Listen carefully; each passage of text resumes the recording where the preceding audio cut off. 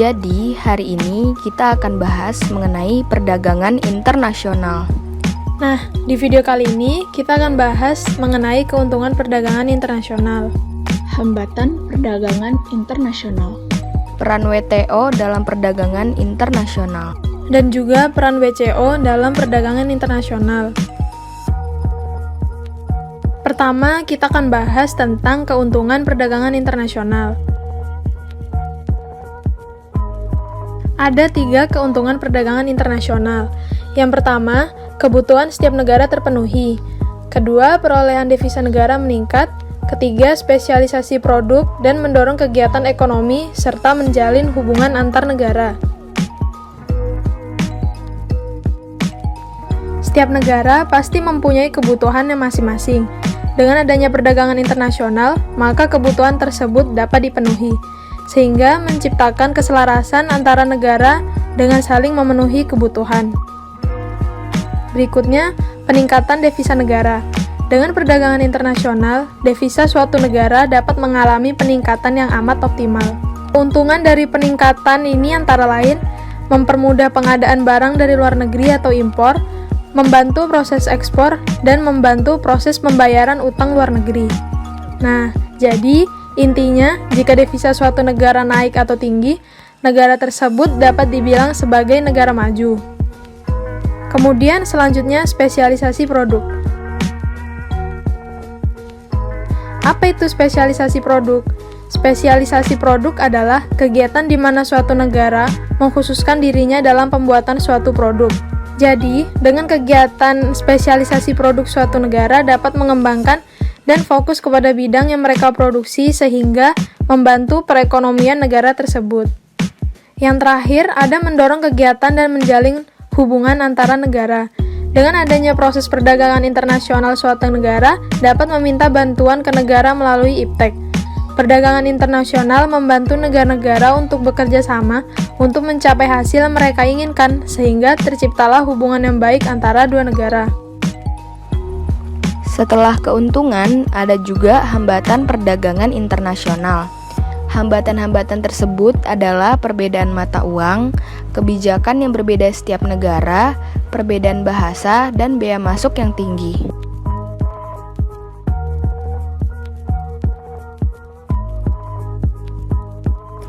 Hambatan yang pertama adalah perbedaan mata uang. Perbedaan mata uang menyebabkan tidak lancarnya proses ekspor-impor. Contohnya seperti Amerika Serikat yang tidak mau menerima rupiah sebagai mata uang yang dipakai. Hambatan selanjutnya adalah kebijakan yang berbeda di setiap negara. Hambatan ini berupa peraturan-peraturan khusus setiap negara seperti kuota impor, barang ilegal, dan barang-barang tertentu yang tidak boleh memasuki negara. Hambatan ketiga adalah perbedaan bahasa. Perbedaan bahasa menyebabkan ketidakselarasan komunikasi sehingga menghasilkan gangguan dalam komunikasi antar negara. Perbedaan bahasa juga dapat menciptakan kesalahpahaman selama proses ekspor dan impor. Hambatan yang terakhir adalah perbedaan bea cukai setiap negara. Kurang lebih perbedaan bea cukai juga jatuh ke dalam kategori kebijakan negara yang berbeda. Hambatan ini dapat mengakibatkan hilangnya motivasi untuk melakukan proses ekspor-impor karena negara bisa saja tidak mendapatkan keuntungan atau harus melakukan proses hukum yang amat panjang dan mahal.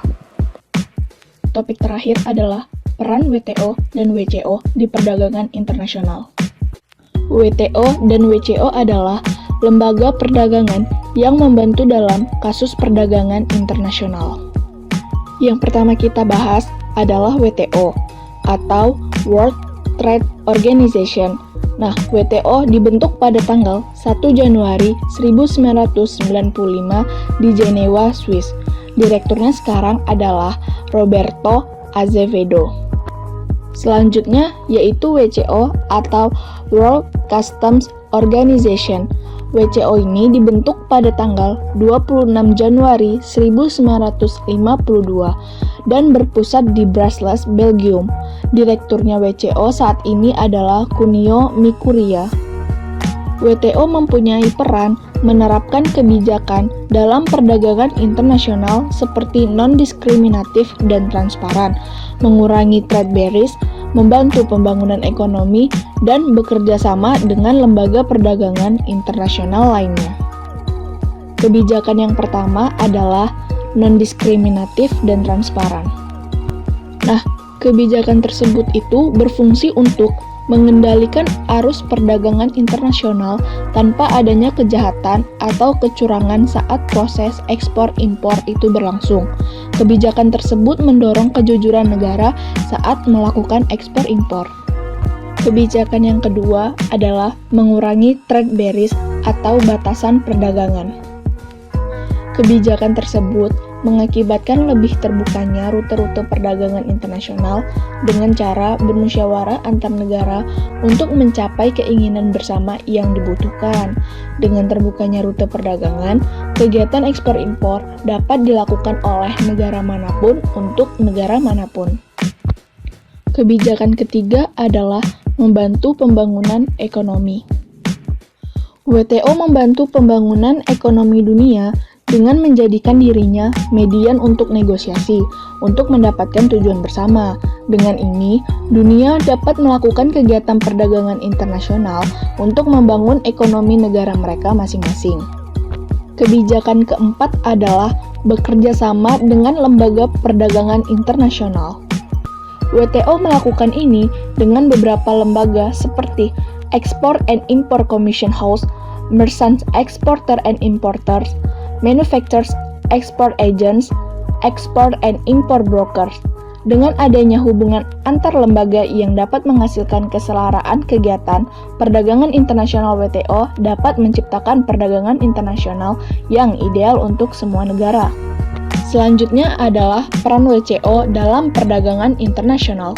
Peran WTO yang akan dibahas di video ini ada 3, antara lain perkembangan dan kepentingan bea cukai, merancang struktur instrumen dan kebijakan strategis, dan juga menakar relevansi peraturan perdagangan internasional. Peran yang pertama yaitu perkembangan dan kepentingan bea cukai.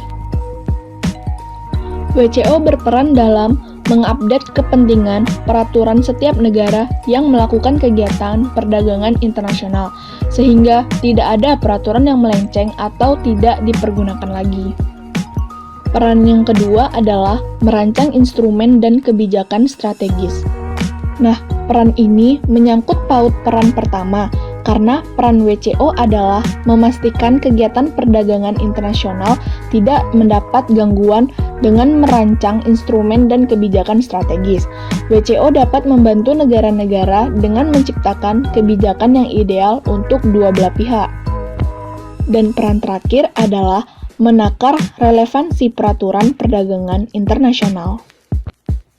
Relevansi peraturan adalah pemilihan peraturan yang layak dipakai pada tahun ini, apa akan memakai peraturan tahun lalu atau peraturan yang baru.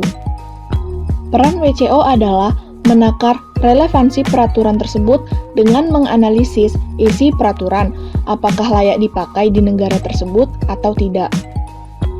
Jadi peran WTO dan WTO itu sangat penting dalam kegiatan perdagangan internasional.